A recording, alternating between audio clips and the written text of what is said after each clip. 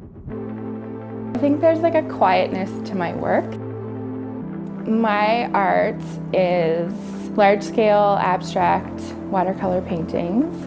They're generally 4 feet by 7 feet, created on Stonehenge paper instead of a traditional watercolor paper because the printmaking paper absorbs the paint in a different way.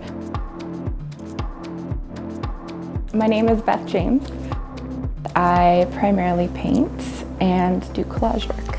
I live in Newtonville, Ontario, in kind of a rural setting. I use paint and gravity to create lines. The paint travels down the paper, and each time it creates its own pathway that I don't have control over. They kind of like interact as they go, and like colors mix. Working out here in the country is like a retreat. It is definitely peaceful here. I feel like I'm able to focus. So when I went to paint this line, I wanted it to go there, but what happened is, see the paint, I wanted it to make a new line, but it like sucks it over into the channel that's already been made, or the line that's already been made.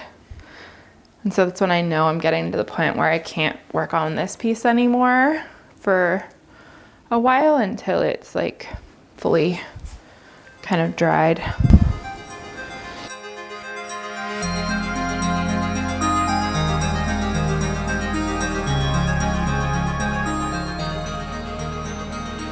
I can make a piece and people bring their own experience, things that they kind of like carry with them to the work.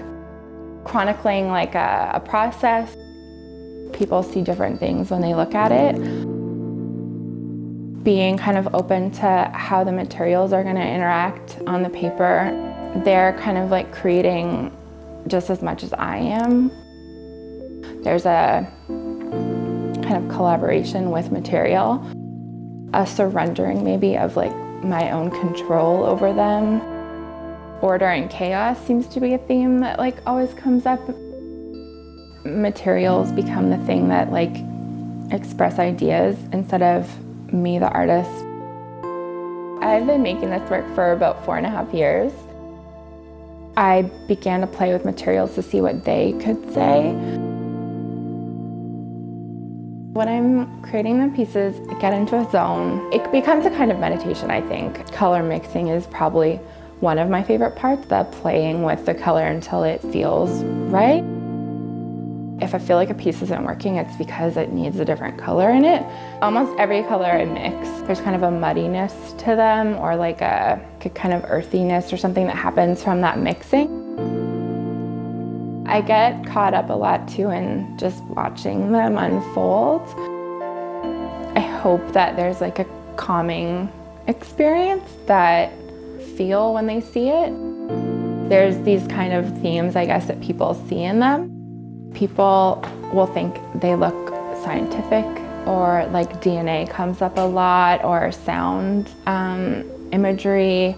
Different people's experiences inform what they see and how they interact with the work.